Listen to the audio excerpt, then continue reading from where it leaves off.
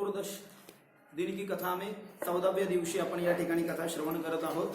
पुढे प्रेतांची कथा आली आहे। कालपर्यंत आपण भरपूर ऐकलं, युट्यूबला व्हिडिओही टाकले आणि प्रेतकल्प जेव्हा आपण 11व्या दिवसापासून सुरू केला तर खाली वर्णन असतं, वर्णन त्याला डिस्क्रिप्शन असं म्हणतात। तर तुम्ही व्हिडिओ बघताना जर का डिस्क्रिप्शन मध्ये गेलात ना तर 12व्या दिवशी आणि 13व्या दिवशी या गरुड़ पुराणाच्या कथामध्ये आपण काय दिलं अबाउट वीडियो, तो उसमें ऐसी हमने जानकारी दी है कि इस वीडियो में गरुड़ पुराण के प्रेत कल्प में वर्णित नारायण नागवली सर्पदंश पुत्तलदाह विधि रजस्वला एवं सुतिका विधान पंचक विधान मृत्यु के बारे में विनोद कृष्ण शास्त्री जी द्वारा वर्णन किया गया है। इसे सुनकर के आप पुण्य के भागीदार बने। तो किस वीडियो में क्या जानकारी दी है मैंने अभी उसमें नीचे कल से परसों से लिख दिया है। और दूसरा जो वीडियो था बड़ा साइज होने की वजह से एक साथ वीडियो नहीं आ पा रहा है, तो कल का जो 13वें दिन की कथा थी उसको 2 भागों में हमने बांट दिया। तो 13वें दिवसाची जी कथा आहे डे 13 पार्ट 1 और डे 13 पार्ट 2 ऐसा किया है। तो पार्ट 2 में हमने लिखा है कि जीवित काल में जिस व्यक्ति ने सत्कर्म या दुष्कर्म किए हैं तो दुष्कर्म करने वाले व्यक्ति को उसके कर्मानुसार यम की नगरी में 1 साल का प्रवास करते वक्त जो यम की पुरियों में जाते वक्त जो 16 पुर लगते हैं तो उनमें उसे किस तरह से यातना दी जाती है, ये डे 13 पार्ट 2 में नीचे डिस्क्रिप्शन में लिखा है। तो सब लिखा है, कथा स्थल, जागृत, दत्त मंदिर, दत्त विहार, समझ में आए, डेट वाइज हमने सब उसमें लिख दिया है। तो ये 14वें दिन की कथा जो अभी 2 घंटा होगी तो ये भी 2 इसमें ही आ जाएगी, 2 भागों में ही आ जाएगी, क्योंकि वो सिस्टम भगवान की कृपा से है नहीं, लेकिन अभी कुछ दिनों में फिर वो ले रहे सिस्टम, पूरे बच्चे वगैरह आ जाएंगे तो फिर पूरा जो कथा है तो एक साथ ही आ जाएगा। और लोगों ने मुझे विशेष रूप से फोन भी किए कि महाराज जी हमारे घर पर जब लोग गुजर गए थे तो आपने कथा पढ़ी लेकिन तब हम ध्यान से इसको नहीं सुन पा रहे। तो ये कथा बड़ी मीठी और प्यारी लग रही है। ये तो हमारे नहीं, ये तो भगवान ठाकुर जी की कृपा है हम पर कि वो हमसे ये बुलवा कर ले रहे हैं। ये सिर्फ शरीर हमारा है लेकिन वाणी भगवान की है। तुकाराम महाराज ने कहा आपुलिया बळे नाही मी बोलत सखा भगवंत वाचा त्याची साळुंकी मंजुळ बोलत असे वाणी शिकविता धनी बेगळाची। तुझे आहे तुझ परी पासी परी तो जागा चुकला से, तो जो कुछ है ये भगवान की कृपा है। तो आगे प्रेतों का वर्णन किया गया कि एक संतप्तक नाम का ब्राह्मण था, नरसिंह उसका कुलदैवत था। वो ब्राह्मण बड़ा ज्ञानी था, लेकिन एक दिन जो ब्राह्मण जब तीर्थ यात्रा के लिए निकला तो मध्यान्ह संध्या उसने की नाही। 3 काळ संध्या करायचा तो ब्राह्मण मध्यान्हाची संध्या न केल्यामुळे त्याचा रस्ता हुकला। म्हणजे इतकं कर्म अवघड आहे माणसाचा नित्यक्रम मध्ये, म्हणजे थोडं जरी हुकला, खूप वारकरी आहे पण निष्ठावंत वारकरी म्हणजे खरोखर मरेपर्यंत ज्यांनी वारी चुकवली नाही त्याला वारकरी म्हणतात। बाकीचे नुसते टाळकरी आणि माळकरी आहेत, ते वेगळं आहे। पण नित्यक्रमामध्ये जरी वारकरी संप्रदायाच्या अंगभूत जो सेवा करतो पण एकदा जरी हरिपाठ म्हटला नाही तर जीवनभर त्यांनी जितक्या वेळेस हरिपाठ म्हणला ते निष्फळ होऊन जातो। सुतकामध्ये सुद्धा हरिपाठ म्हणण्याला दोष नाही आणि काकडा म्हणण्याला दोष नाही जर का पाठ असेल, फक्त पुस्तकाला हात लावायला नाही सांगितलं। आणि ते ग्रंथ पवित्र असतात, क्योंकि ग्रंथ ये साक्षात भगवान का रूप है, इसलिए सूतक में ग्रंथों को हाथ नहीं लगा सकते, मूर्ति को हाथ नहीं लगा सकते, चंदन तिलक आदि नहीं कर सकते, भगवान की पूजा नहीं कर सकते। स्वकीयम यद भवे तेजस्तच्च भागवते दधात तिरोधाय प्रविष्टोयम श्रीमद भागवतार्णवम। ये भागवत के महात्म्य के 3 अध्याय का श्लोक है। जब कथा चल रही थी ना हरिद्वार में भक्ति ज्ञान वैराग्य के उद्धार हेतु, और सनकादि महाराज कथा कह रहे थे, नारदादि ऋषि उसका पान कर रहे थे। रघुर वशिष्ठ चौनश्य गौतमो मेधातिथि देवल देवरातो रामस्तथा गादि सूतश्य मृकंडु पुत्रा त्रिजिप्पलादा योगेश्वरो व्यास पराशरोच शायाशुको जाजली जन्म मुख्या सर्वेप्यमी सहपुत्र शिष्या। तो ये सब संत जो उनके नाम आए ये कथा वहां पर श्रवण कर रहे थे नारदादि ऋषि। तो वहां पर जब भगवान आ गए थे तो भगवान ने सभी भक्तों के आग्रह से अपने तेज को, अपने पूर्ण रूप को भागवत में समाहित कर दिया। ये साक्षात भगवान है। इसलिए भागवत में आखिरी तो कहा है ना, आखिरी मराठी की जो आरती गाई जाती है, ग्रंथ नवेहा श्री कृष्ण गीते वेधि मन पूर्ण अनन्य होता या शरण खचित टळे जन्म मरण हो त्रिताप जाती चिरये शांती नाथ ही वदती कृष्ण पदी ठे उमा था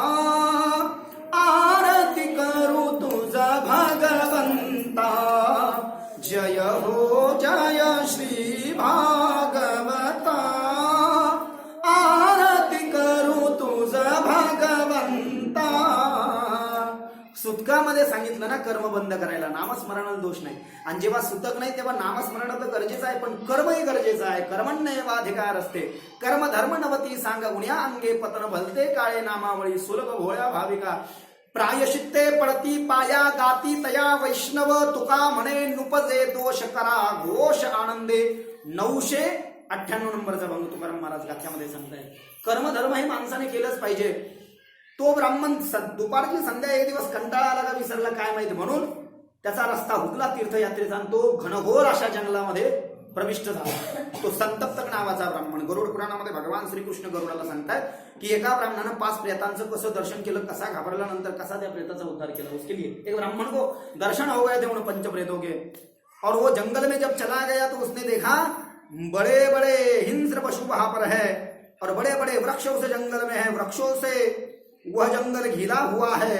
वहां पर शाल शाखोट सीहोर का वृक्ष चंदन तिंदु कराल अर्जुन आमड़ा लसोड़ा बहड़ा नीम इमली बैर और कनेल तथा अन्य बहुत से वृक्षों की सघनता के कारण पक्षियों के लिए भी मार्ग नहीं दिखाई देता था. दाट झाडी असल्यामुळे पक्षी सुद्धा दिसत नव्हतं. याला कसं ते दिसेल. और ये वृक्ष तो थे ही, वृक्ष के झुंड से झुंड थे, लेकिन वहां पर बड़े बड़े हिंस्र पशु भी थे. सिंह था, व्याघ्र था, तरक्षु माने के एक छोटा जाति का, बाघ, नीलगाय, रीछ, महिष, बड़ा रेड़ा, हाथी, कृष्ण मृग, नाग और बंदर तथा अन्य प्रकार के हिंसक जीव जंतु राक्षस एवं पिशाचों से परिव्याप्त था. ऐसे दृश्य को देख करके संतप्तक नाम का ब्राह्मण घबरा गया. आगे गया तो उसने देखा एक वृक्ष था. उस वृक्ष को एक प्रेत जो था ना उल्टा टंगा हुआ था. उस प्रेत का मांस कुछ नहीं था, सिर्फ हड्डियों का ढांचा था और सर में मांस था. और उस उल्टे टंगे उस प्रेत को 5 प्रेत नोच नोच करके खा रहे थे. जब यह ब्राह्मण वहां पर गया तो उन 5 प्रेतों की दृष्टि इस ब्राह्मण पर पड़ी और इस ब्राह्मण को खाने के लिए उन 5 में से कहा पहले मैं खाऊंगा इसको, ये मेरा भक्ष्य, ये मेरा आहार है. ऐसे करते करते करते वो 5 प्रेत आ गए और 5 प्रेतों ने ब्राह्मण को पकड़ा. एक ने सर पकड़ा, एक ने ये हाथ पकड़ा, एक ने ये हाथ पकड़ा और दोनों ने कंबर पकड़ करके उस ब्राह्मण को ऊपर के जब आकाश में लेके गए तो ब्राह्मण ने कहा अब तो मैं चला गया, लगता है मेरा कुछ अब सच्चा नहीं. अगर इस जीवन काल में कोई मैंने भगवान की भक्ति की हो, यदि मेरे भक्ति से भगवान प्रसन्न हो, मेरे अनुष्ठान से भगवान प्रसन्न हो, तो इन प्रेतों से भगवान मुझे बचाए. और उसने भगवान श्री कृष्ण की आराधना की. भजे व्रजे कमंडनम समस्त पाप खंडनम स्वभक्त चित्त रंजनम सदैव नंद नंदनम. तो भगवान श्री कृष्ण का उसने चिंतन किया. जैसे भगवान श्री कृष्ण का चिंतन किया तो भगवान श्री कृष्ण ने अपना तेज उस ब्राह्मण में समाहित कर दिया. तो उस ब्राह्मण के बल और तेज शरीर गर्म लगने लगा था, इसलिए प्रेत थोड़ी वक्त के लिए दूर हट गए. तो भगवान श्री कृष्ण सुमेरु पर्वत पर एक मणिभद्र नाम के यक्ष राक्षस रहा करते थे.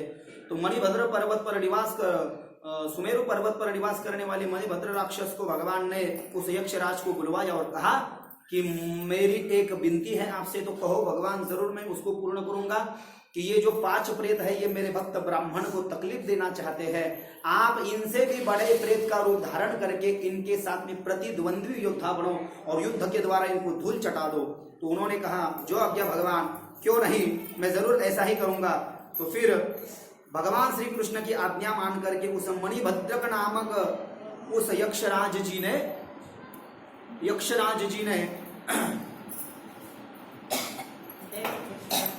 बड़े प्रेत का रूप धारण किया. बड़े प्रेत का रूप धारण किया और बड़े प्रेत का रूप धारण करके वो प्रेतों के सामने आ गया और प्रेतों के साथ में युद्ध करने लगा. जैसे प्रेतों के सामने युद्ध किया तो प्रेत उस यक्षराज का मार सह नहीं सके, इसलिए उन्होंने वहां पर पलायन करना शुरू कर दिया. और अपने जगहों पर जब जाने लगे तो साथ में भगवान श्री कृष्ण भी थे. वो तो गुप्त हो गए ब्राह्मण को आशीर्वाद दे करके. और वो जो प्रेत थे उन्होंने उस ब्राह्मण को सामने पाया और ब्राह्मण देवता से कहने लगे हमको क्षमा कर दो, खामखा हमने आपको तकलीफ दी है, हमने आपको खाने की कोशिश की, मारने की कोशिश की, लेकिन हमें कोई मति नहीं है. क्यों? क्योंकि प्रेत जब जीव बन जाता है अपने पाप की वजह से तो उसमें कोई सदमति नहीं रहती, कोई सद्बुद्धि नहीं रहती है, उसे कुछ भी सूझा नहीं पड़ता. भूख प्यास से वो पीड़ित होता है और तिल जैसे भी बुद्धि उसमें नहीं होती है. लेकिन उन्होंने कहा आपके तेज की वजह से, आपके शरीर के स्पर्श की वजह से हमारे पूर्व जन्म की कथा हमको याद आ गई है, कृपा करके आप हमारा उद्धार कर दो। ऐसा ब्राह्मण के चरणों में वो निवेदन करने लगे।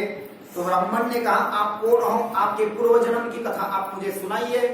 तो ये छोटे गरुड़ पुराण में तो ये अलग कथा आई है, लेकिन इसमें जो कथा आई है वही मैं आपको सुना रहा हूं कि उन 5 प्रेतों ने कहा, 5 प्रेतों के नाम भी बड़े गरुड़ पुराण में दे दिए, छोटे में तो वो दिए नहीं।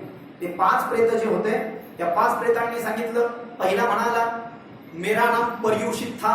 पर्युषित म्हणजे शिळं अन्न खाणारा। तो मेरे घर पे मैं ब्राह्मण कुल में जन्मा था, मेरे पिताजी बड़े ब्राह्मण थे, उन्होंने मुझे धन दिया, उनका धन देकर के मैंने उनका श्राद्ध वगैरह नहीं किया। मेरे रिश्तेदार मुझे नाम रखने लगे, तो एक दिन रिश्तेदारों का सुन करके मैंने श्राद्ध किया, लेकिन उस श्राद्ध में मेरे बीवी ने जो श्राद्ध का अन्न पकाया तो मुझे भूख बहुत लग गई, भूख से मेरी जान निकली जा रही थी, इसलिए ब्राह्मण आने से पहले मैंने अधर्म कर डाला। ब्राह्मण आने से पहले, मेरे पिता का श्राद्ध होने से पहले मैंने श्राद्ध का अन्न खा डाला और ब्राह्मणों को मैंने बासी अन्न दे दिया, इसलिए ब्राह्मणों ने मुझे प्रेत होने का अभिशाप दे दिया। तो सो मैं वो पर्युषित नाम का प्रेत हो गया। ब्राह्मणों को मैंने पर्युषित माने की बासी अन्न दे दिया, इसलिए मेरा नाम पर्युषित हो गया। दूसरा जो प्रेत था वो था शुचिमुख। 5 प्रेतापैकी पहिलं म्हटलं की मी शिळं अन्न ब्राह्मणाला वाढलं, श्राद्धाचं अन्न खाल्लं। दुसरा म्हटला मी या ठिकाणी मागच्या जन्मामध्ये क्षत्रिय होतो आणि एका नदीच्या तटावरती मी काही धर्मकर्म करायला गेलेला असताना एक साध्वी स्त्रीचा मरण पावला होता आणि तिचा एक छोटा मुलगा होता 5 वर्षाचा। त्या स्त्रीला पाहून माझ्या मनामध्ये वाईट भावना जागृत झाली आणि म्हणून मी त्या स्त्रीजवळचं सगळं धन वगैरे हिसकून घेतलं आणि तिच्या मुलाला मार मारून पळून लावलं। त्या स्त्रीचा उपभोग मी घेतला। उस दुष्कृत्य के वजह से मैं प्रेत बन गया, ऐसे दूसरे ने कहा। तीसरा जो था तो तीसरे ने कहा पिछले जन्म में मैं वैश्य था, वैश्य, और मैं बड़ा व्यवसाय किया करता था, मेरे शरीर का उद्धार हो गया, इसलिए मैं स्नान संध्या आदि कर्म भी किया करता था। लोग मेरा विश्वास करते थे, लोगों को मैं कर्जा दिया करता था, कर्ज देने के बदले में मैं कुछ तारण रखा मेरे पास में रखता था, लेकिन ऐसे करते करते करते वो लोग भी मुझे मेरे पास नहीं आए और उनका तारण मेरे पास रह गया, मैं मर गया। उन लोगों का धन मेरे पास में जमा रहने की वजह से मैं प्रेत बन गया। और चौथे ने आगे जाकर के कहा मैं भी एक ब्राह्मण था, लेकिन मैं स्त्री की आज्ञा में रहने वाला स्त्री मनाभिमानी था।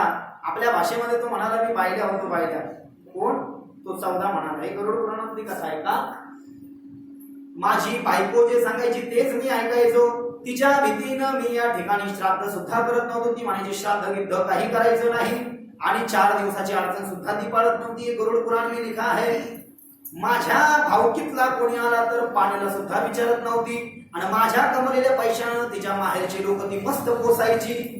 असं करता करता मी असं वागल्यामुळे मी प्रेत झालो। आता दुसऱ्या जन्मामध्ये ब्राह्मण मी असा बायल्या होणार नाही रे बाबा। अशा पद्धतीने त्याला अभंग पाहिल तरी अयसी भावी नरकी गोवी अनिवार घडवणे ती तीर्थयात्रा केला पुतरा हात सोका आपलीच करवी सेवा पुजवी देवा सारखे तुका म्हणे गाढव पशु केला नाश आयुष्या बाईले आधीन होय ज्याचे जिने त्याचे अवलोकने पडिजेत वाढ कासया ते संत जिताती संसारी माकडांच्या परी गारोड्याच्या। हे 2 अभंग 1282 1283 नंबरचा अभंग तुकाराम महाराज गाथ्यामध्ये सांगतात, देवडीकर अभंग गाथ्यामध्ये। आणखीन एका ठिकाणी ते मस्त सांगितले तुकाराम महाराजांनी, तुका म्हणे जिता गाढव केला। इकडचं नाही सांगत आहे, आपलं सगळं महाराष्ट्र सोडून बाहेर राज्यातलं सांगतोय। काही काही माता मावल्यांनी आपल्या स्वामीला आपल्या पतीला जिवंतपणे गाढव केलं आणि ज्याला जिवंतपणे गाढव ज्याला करून टाकलं तो मेल्यावर नरकाला जाणार आहे, स्वर्गाला जाऊ शकत नाही। तुकाराम महाराज सांगतात तुका म्हणे जिता गाढव केला मेल्यावरी नरका नेला। तो ऐसा जो कोई आचरण करता है प्यारे, तो मरने के बाद में तो कौन सा घर कहीं रास्ता पकड़ने वाला है। अरे तुझे खुद की कोई बुद्धि है या नहीं प्यारे। अरे स्त्री तो धर्म पत्नी है, वो तो माता है, कन्या भी है, वो तो देवी भी है, लेकिन कोई धर्म का उपदेश करे तो ठीक है, लेकिन प्रपंच का उपदेश यदि स्त्री करे तो पूरा कुल नरक का ही मेहमान हो जाएगा। नरक की गाड़ी ही, नरक की रेल ही उनके लिए पकड़ना पड़ेगी प्यारे, दूसरा नहीं है। तो म्हणाला आता मी प्रेत झालो, असा बाई झाल्यामुळे दुसऱ्या जन्मामध्ये असा मी बाईला होणार नाही, असा तो 4था प्रेत म्हटला। आणि 5वां प्रेत म्हटला मैं काशी में ब्राह्मण था। 5वां प्रेत क्या बोला, मैं काशी में ब्राह्मण था। तो मैंने संन्यास दीक्षा ग्रहण की, मैंने बहुत वेद पढ़े, लोगों को पढ़ाया, बहुत यज्ञ किए, लोगों से दक्षिणा ली, लेकिन लेने को मेरा हाथ ऐसा था, देने को ऐसा नहीं था। मैंने प्रतिग्रह मैंने सिर्फ लिया, किसी को दिया नहीं। और बड़े बड़े मुझसे भी जो ज्ञानी लोग थे, बड़े पंडित महात्मा प्रकांड पंडित थे, उनकी शरण में मैं गया नहीं। मेरे द्वार पर जो कुछ साधु संत अन्न मांगने के लिए, भिक्षा मांगने के लिए आए, मैंने उनको भिक्षा दी नहीं, कभी अन्नदान किया नहीं। इसलिए मैं मरने के बाद में किसी ने मेरी उत्तर क्रिया की नहीं, मेरा अस्थि संचयन ठीक से नहीं हुआ, मेरे 10 क्रिया अच्छा नहीं हुआ, किसी ने मेरे नाम से प्रस्तोत्सर्ग नहीं किया, मेरे 9 श्राद्ध नहीं किए, मेरे 16 श्राद्ध नहीं किए, मेरा सपिंड श्राद्ध नहीं किया, मेरा अक्षय तिथि वृद्धि श्राद्ध मेरा नहीं किया, मेरा ये कुछ भी नहीं किया, इसलिए मैं प्रेत बन गया है, वो मैं अभी तक मुक्त नहीं हुआ। तो क्या करना चाहिए तुम्हारे लिए, हम क्या करें? तो ब्राह्मण ने जब ऐसा पूछा कि तुम्हारी बात सुन करके परहित सरस धर्म नहीं भाई, गोस्वामी तुलसीदास जी कहते हैं दुसऱ्याचं हित करण्यासारखा धर्म नाही हो, दुसऱ्याचं चांगलं करण्यासारखा धर्म नाही हो। या मराठी या सोपाईचा अर्थ, एखाद्याच होत असेल तर चांगलं करा, पण वाटोळ कशाला करता बाबा, नका करू, है की नाही? दुसरा एखादा साताला वर्गणी देत असला, तो देतोय ना, तुम्हाला नाही द्यायची ना, तुम्ही तर कशाला सांगतो नको देऊ, एवढी थोडी देत असतात, असंही काही लोक आहेत। परहित सरस धर्म नाही भाई, दुसऱ्यावर उपकार करण्यासारखा धर्म असू शकत नाही।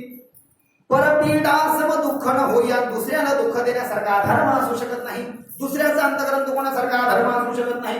मी किती पुण्य करा, पण एखाद्याचं अंतकरण दुखवता आणि एखाद्याचं कल्याण करता तो धर्म आहे, एखाद्याचं चांगलं करतात, एखाद्याबद्दल चांगला विचार करता तो धर्म आहे, आणि एखाद्याचं वाईट त्याच्यावर जळता, त्याचा द्वेष करता विनाकारण, त्याच्या उज्ज्वलतेला, त्याचं जे त्यांनी जे काही नाव लौकिक केलंय त्याच्यावर जर तुम्ही जळत असाल, तर तुम्ही किती धर्म जर का करत असलात, कर्म धर्म संयोगाने ते निष्फळ आहे असं सांगतात। 5वा प्रेत म्हटला, एवढा मोठा आचार्य असून मी या ठिकाणी माझी क्रिया कोणी न केल्यामुळे या ठिकाणी मी प्रेत झालो। तुमची मुक्ती कशाने आहे? ते 5 जण म्हणाले, हम जब मर गए थे, मरने के बाद में जब हमको यम के दूत विमान में पकड़ करके ले जा रहे थे, तब हमने सुना है कि अब तुम्हारी मुक्ति नारायण नागबली से, ब्राह्मण भोजन से, वृक्षोत्सर्ग से ही हो सकती है। यदि तुम्हारे नाम से ये कोई करे तो, नहीं तो तुम फिर प्रेत मुक्त से कभी प्रेत योनि से मुक्त नहीं होगे।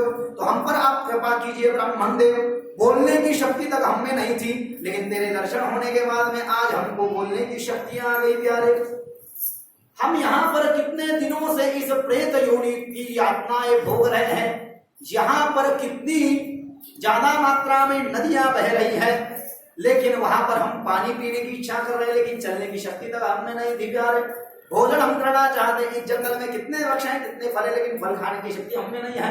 तो आप कृपा करें और ऐसे दुर्धर प्रेत योनि से हमारी मुक्ति करें। हम आपके चरणों में प्रणति निवेदन करते हैं, प्रणाम करते हैं, हमारे नाम से अलग अलग नारायण नागबली कीजिए, वृक्षोत्सर्ग कीजिए, त्रिपिंडी कीजिए, 5 श्राद्ध कीजिए, 11 श्राद्ध कीजिए, हमारे नाम से अष्टदान कीजिए, 8 प्रकार के पददान कीजिए, गौ का दान कीजिए, और तत्वपरंत हमारे नाम से ब्राह्मण का भोजन कराइए, तो ही हम मुक्त हो पाएंगे। तो उस ब्राह्मण ने, उसके पास में धन था भगवत कृपा से, तो अपना धन खर्च करके, ऐसा कौन है प्यारे जो दूसरे के दुख के लिए अपना धन दे दे, ऐसे दुर्लभ प्राणी है प्यारे। तो उस ब्राह्मण ने इन पितरों का, प्रेतों का सुनकर के इनके नाम से नारायण नागबली की, त्रिपिंडी की, वृक्षोत्सर्ग किया, इनका सपिंडीकरण किया, इनको इनके पिता में और दादाजी में मिलवा दिया, भाभी जी, और तत्वपरांत इनके नाम से गौ माता का दान किया, पददान दे दिया, इनके हर एक के नाम से आसन दे दिया बैठने का, छाता दे दिया बैठने का, पकड़ने का, हाथ में चप्पल दे दी, घी दे दिया, चील दे दिए, शरीर पर पहनने का कपड़ा दे दिया, और कमंडलू दे दिया पानी पीने के लिए, और थाली भोजन के लिए दे दिए, और पददान कर दिए, 8 दान कर दिए, तिल दे दिया, घी दे दिया, लोखंड दे दिया, सोना दे दिया, नमक दे दिया, स्वर्ण कपास आदि दे दिया, इधर रखिए, ऐसा ये सब दे दिया। और जैसे ही ये सब विधान पूर्ण हो गया, इनको लेने के लिए स्वर्ग से विमान आ गया, और स्वर्ग में जो अप्सराएं थी विमान में उतरी, तो वो विमान को देखते ही इनका जो देह था, ये देह भगवत जैसे बन गया। स्वर्गामध्ये जसे देवता राहतात तशा पद्धतीने जमता देह बनला, आणि त्या प्रेताच्या देहाला सोडून भगवंताचा देह प्राप्त करून हे सगळेजण लवकर मोठ्या सन्मानाने विमानामध्ये बसून स्वर्ग लोकाला निघून गेले। तो एक ब्राह्मण ने अपने साधना मात्र से, अपने नामस्मरण मात्र से, भगवान की याद मात्र से जो प्रेत कभी मुक्त नहीं हो सकते थे, उन प्रेतों की भी मुक्ति करा दी। ऐसी सुंदर पतित पावनी गंगा कथा सुनने मात्र से हमारे पितरों का उद्धार हो जाए। यह पितरों का उद्धार करने वाली कथा भगवान श्री कृष्ण गरुड़ को कह रहे हैं। सूत जी महाराज 88,000 ऋषियों को कह रहे हैं। बोले गरुड़ जी महाराज की जय, वृंदावन बिहारी लाल की जय, राधा रानी की जय, श्यामा श्याम की जय, लाडली लाल की जय, युगल छवि की जय, दाऊ दयाल की जय, जमुना महाराणी की जय। पुढे एखादा माणूस मरण पावल्यानंतर त्याचा अंतिम संस्कार कोण कोण करू शकतं, म्हणजे त्याला आगळी कोण कोण देऊ शकतं हे सांगितलं। मुलगा तर आहे, पण मुलगा जर का नसला तर कोण, छोटा मुलगा नाही। मग सांगितलं व्यक्ती मरण पावल्यावर त्याचा मुलगा जर का त्याला नसेल किंवा बाहेर देशामध्ये अडकलेला असेल किंवा लहानही मुलगा नसेल तर मग सांगितलं मुलगी सुद्धा हे काम करू शकते। मुलगी नाही तर जावई हे काम करू शकतो, नाही जावई तर बायको हे काम करू शकते, नाही बायको सांगितलं बायकोची बहीण हे काम करू शकते, साडू हे काम करू शकतो, नाही तर सांगितलं सासरा हे काम करू शकतो। जावई जर का मरण पावला कोई नहीं है, लावारिस दामाद है तो ससुराल ये काम कर सकता है, ससुराल मर गया तो दामाद ये काम कर सकता है, बीवी ये काम कर सकती है प्यारे। और जिसका कोई नहीं है प्यारे, कोई न गोत्र वाला है, न कोई सपिंडी है, न कोई असगोत्री है, न कोई मित्र है, तो उसका काम राजा कर सकता है या सेवक भी उसकी अंतिम क्रिया कर सकता है, अस्थि संचयन कर सकता है, दसवां कर सकता है, 11वें के दिन वृक्षोत्सर्ग कर सकता है, 12वें दिन श्राद्ध कर सकता है, 13वें दिन भी वो 13 दिन का कार्यक्रम कर सकता है पिंडदान, और 14वें दिन उदक शांति का कार्यक्रम कर सकता है, उसकी सपिंडी कर सकता है, पहली बरसी कर सकता है, महालय श्राद्ध उसका कर सकता है, त्रिपिंडी नारायण नागबली उसके लिए कर सकता है, ब्राह्मण का भोजन उसके लिए कर सकता है, दान भी उसके लिए दे सकता है, गया प्रयाग और काशी में उसके लिए श्राद्ध कर सकता है। अधिकारी व्यक्ती प्राचीनाधिकारी कोण है? मरण पावल्यानंतर ज्याला कोण नाही तर याच्यामध्ये सांगितलं नसेल कोणीच म्हटलं तर आईकडच्या कुळातला मामा सुद्धा त्याचं काम करू शकतो। माँ के कुल से इससे आगे के 7 लोग इसका काम कर सकते हैं और इसके पीछे के 7 लोग भी। याच्या मागचे 7 म्हणजे कसं, याचा मामा, मामाचा बाप, बापाचा बाप म्हणजे आजोबा, याच्या मागचे 7 उनको 14 कहा है सपिंडी, अशा पद्धतीने मागचे 7 आणि पुढचे 7 आईच्या कुळातला आणि मामाच्या कुळातला अशा पद्धतीने सांगितलं। आणि त्याच्यानंतर मग पुढे सांगितलं हे सगळं ठीक आहे, पण एखादा व्यक्ती आहे त्याचा विवाह झालेला आहे आणि तो पुण्यवानही आहे, धार्मिक आहे, भक्ती करतो, तर त्याला जर का मुलगा नाही, स्वतःच्या शरीरापासूनही झाला नाही आणि नंतर त्यांनी दत्तक काही घेतला नाही तर त्या माणसाची काय व्यवस्था आहे, त्यांनी आपल्या कल्याणाप्रीत्यर्थ काय करावं, क्योंकि वो मर जाने के बाद में उसकी मुक्ति तो पराधीन होती है, दूसरा उसका कार्य अच्छा करेगा या न करेगा उसे क्या पता है। तो ऐसे जो व्यक्ति है, ऐसे व्यक्तियों को जिनको पुत्र नहीं है, वो अपने जीवित काल में ही गया में जाकर के पितृपद गया में भगवान विष्णु की उस शिला पद का दर्शन करके फल्गु नदी में उस अक्षय वट के नीचे अपना श्राद्ध खुद कर सकते हैं और जीवित क्रियाक्रम कर सकते, जिवंतपणे क्रियाक्रम करू शकतो। म्हटले कसं, एक मोठ्या गरुड पुराणामध्ये सांगितलं, हमने पुत्रदाह का विधि कल श्रवण किया था। हमारे इस कुल में या हमारे इस गोत्र में आपल्या भावकीमध्ये एखाद्याचे अंतिम संसार जर का नीट झालेले नसतील माऊल्यानो तर 300 झाड पळसाच्या पानाचा पुतळा करून त्याला जाळायचा आहे, हळदीच्या कातळावर ठेवून खाली दरवाजा काड्या घालायच्या, औषध्या वगैरे टाकायच्या, कुठे मांग नारळ वगैरे कवडे हे सगळं आपण ऐकलं।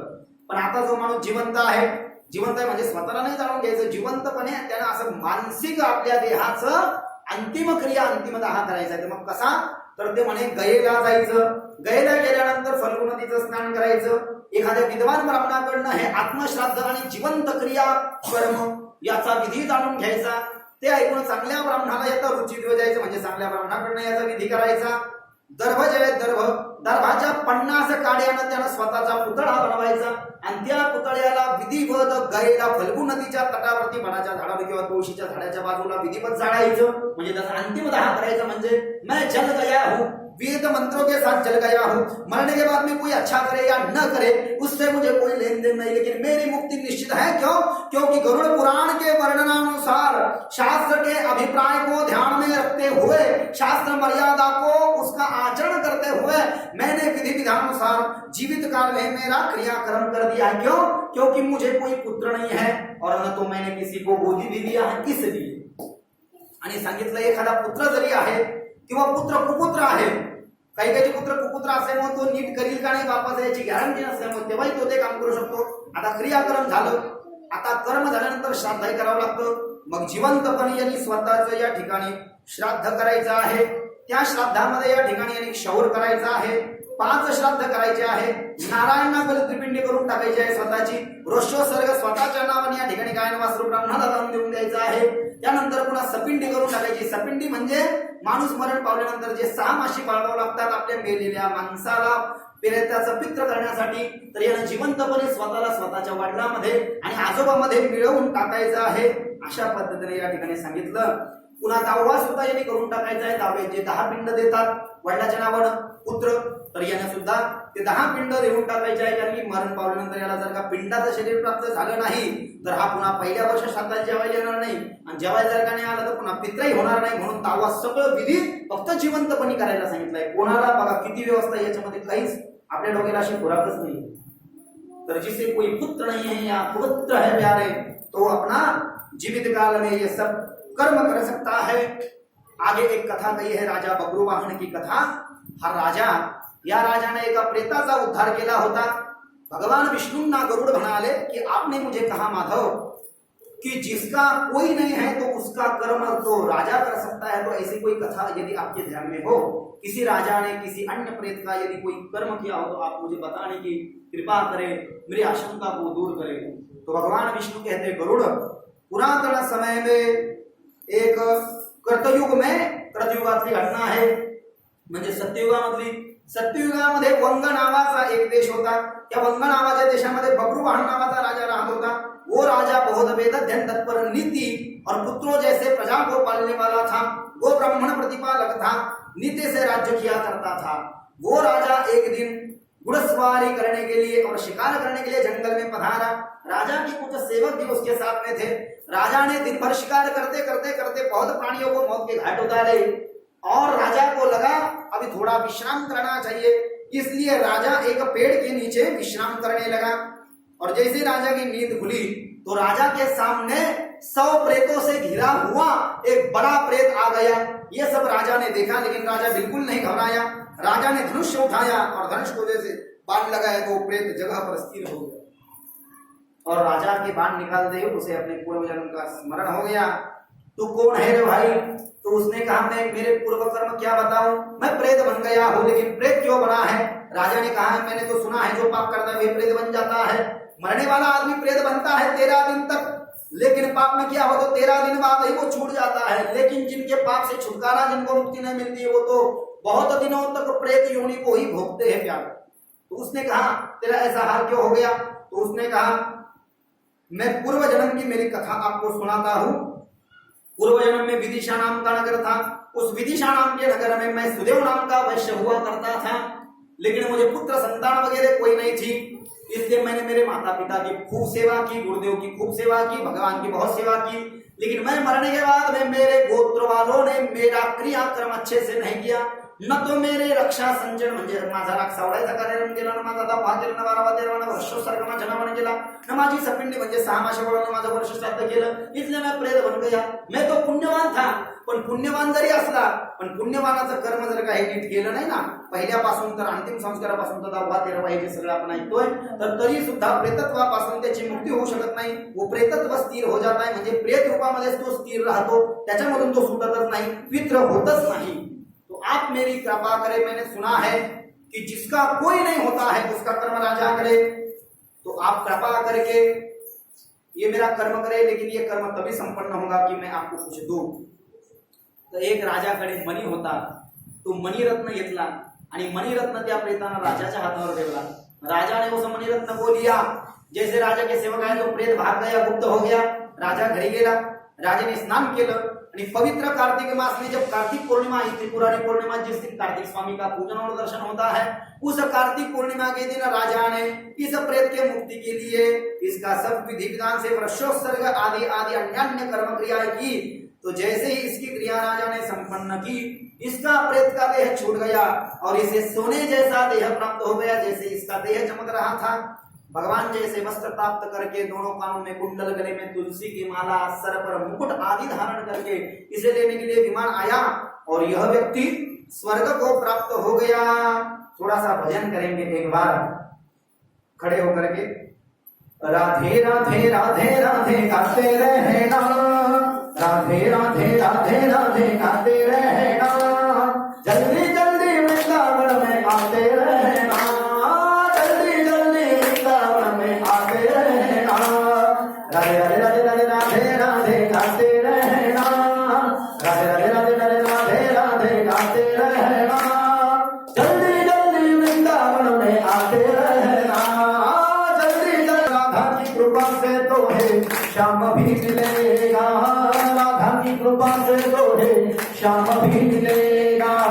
बापे बिहारी को मरते रहना, बापे बिहारी को मरते रहना, जल्दी जल्दी वृंदावन में आते रहना, राधे राधे राधे राधे गाते रहना, हरि बोल, राधे राधे राधे राधे राधे राधे गाते रहना, जल्दी जल्दी वृंदावन में आते रहना, जल्दी जल्दी वृंदावन में आते रहना। राधे राधे राधे गाते रहना, राधे राधे गाते रहना, जल्दी जल्दी वृंदावन में आते रहना, जल्दी जल्दी वृंदावन में आते रहना। ओ वृंदावन आके तेरे भाग खुल जाएंगे, यमुना नहा के तेरे पाप धुल जाएंगे। हो वृंदावन आके तेरे भाग खुल जाएंगे, यमुना नहा के तेरे पाप धुल जाएंगे।